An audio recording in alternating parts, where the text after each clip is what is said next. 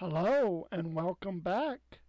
Let's continue on our journey of the Red Rock Mysteries, Book 1, Chapter 21, Bryce.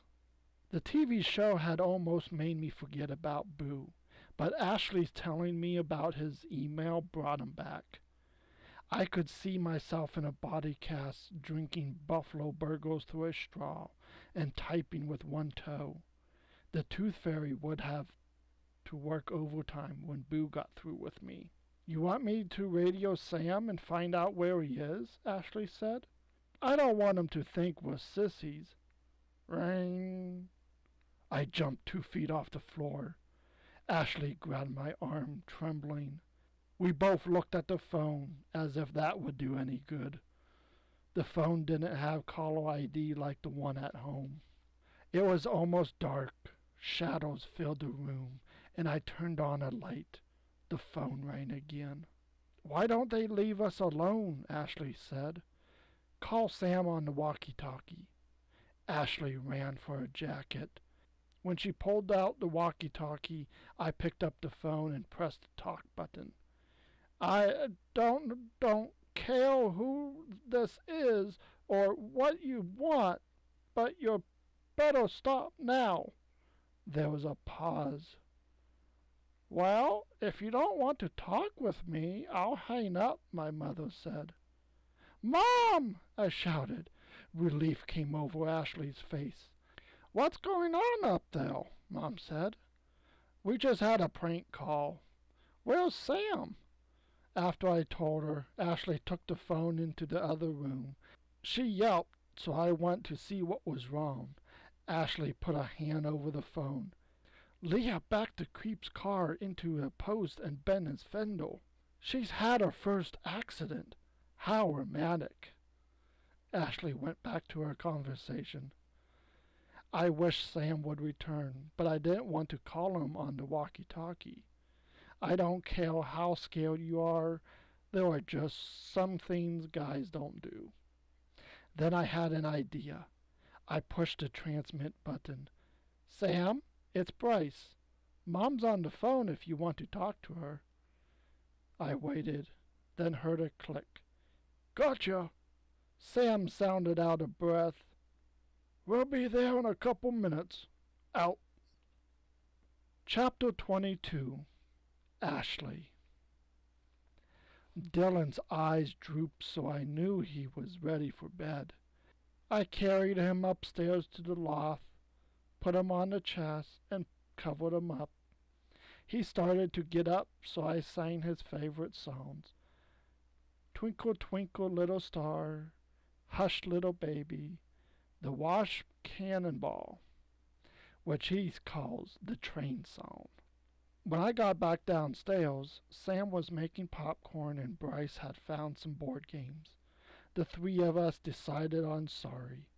Bryce and I ganged up on Sam, and he made a big deal about being sent back to his circle. As we played and drank sodas, Bryce and I had a burping contest, and Sam gave us points for the loudest and longest. Mom wouldn't have appreciated that as much as we did. And to be honest, it was kind of gross, but it felt good to laugh. It was something our real dad would have done with us. Finally, Sam said he had to go to bed. "But there's one thing I have to say before I go." "What?" Bryce said. Sam stood, spread his arms dramatically, then opened his mouth and won the contest. It was the deepest, longest burp in the history of burpdom. It sounded like a minute-long growl of a wounded lion. Bryce and I looked at each other, dazed, then laughed till I thought I'll never breathe again. "No fail," I said. "You were holding that all this time." At the top of the stairs, Sam turned. Bryce and I held up 2 signs that said 10, and he smiled. "Get some sleep. I have some fun stuff planned for tomorrow." Chapter 23, Bryce. My sides still burst from laughing when Ashley and I went downstairs to watch more TV before going to bed. We found a classic movie channel showing The African Queen. Our real dad had shown it to us when we were little, and it brought back memories of snuggling with him and closing our eyes when Humphrey Bogart came out of the water with leeches all over his body. Remember watching this with Dad? Ashley said. I nodded. I feel kind of bad for having such a good time with Sam. It's almost like we're betraying Dad. I was thinking the same thing. Ashley sat up and looked out the window. The room was dark and the television reflected in the window. What is it? Someone's out there, she whispered. You're trying to scare me. No, seriously. I thought I saw somebody. I turned the TV off. The lower floor was only slightly underground, so we could easily see outside. Sam had left the outside light on, and it was snowing softly. A couple of inches had fallen already. The light shone a few feet from the house, but the rest was pitch black. If somebody's out there, I said, they could go right over the side of the cliff. There, Ashley pointed out the side window. See that orange glow? I couldn't see anything. Now I know what I heard on the phone, she said. Remember I said I heard a clicking sound during the phone call? Yeah? It was a cigarette lighter. You know, the big metal kind Uncle Terry used? Uncle Terry had lived back in Indiana and was a chain smoker. He had died the year before we moved to Colorado. Every time we visited, we had to sit outside so we could breathe. He was a wonderful uncle, always inviting us to the farm to pick pumpkins or corn or whatever was in season. But hugging him was like embracing an ashtray. I remembered his big cigarette lighter with a dragon on the front of it. The smell of it fascinated me. He said it was butane, whatever that is. I saw a glow near some trees at the side of the house. It grew orange, then died, then grew orange again. Whoever was out there was smoking, and whoever it was had his eye on us. Chapter 24. Galvin Winklow peered inside the cabin.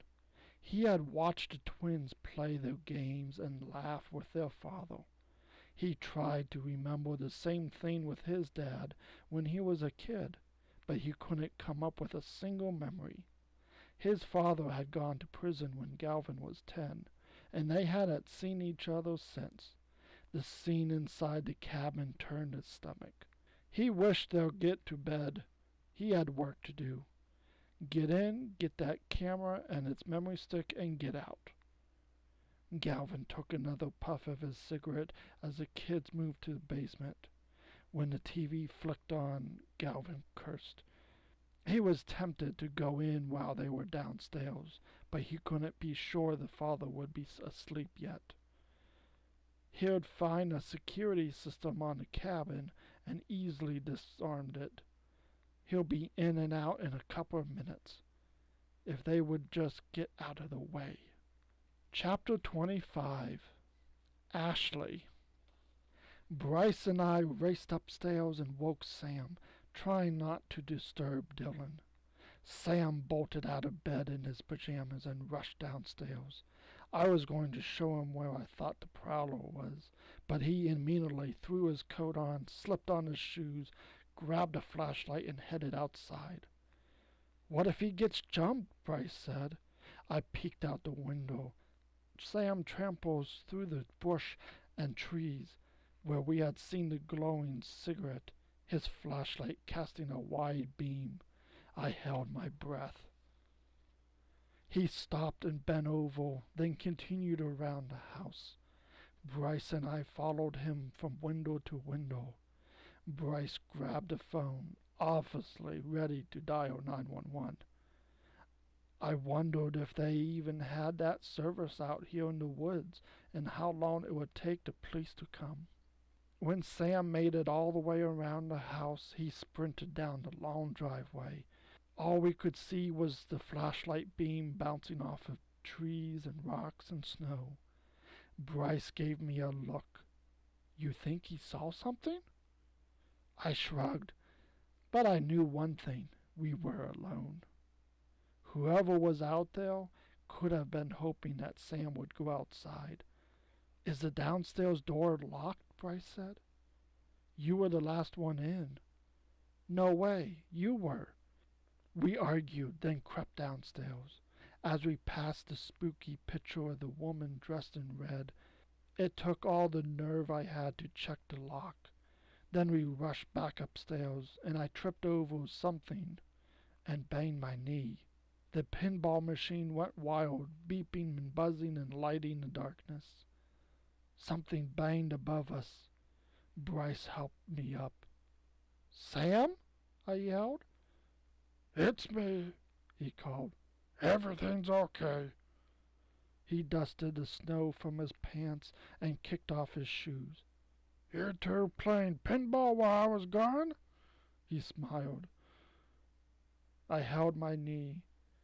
Why did you run down the driveway? Thought I heard a car, but I couldn't find any tracks. Sam showed us a cigarette butt. But I did find this at the side of the house, near a window. Still fresh. And that ends this section. Tune in next time to see what happens.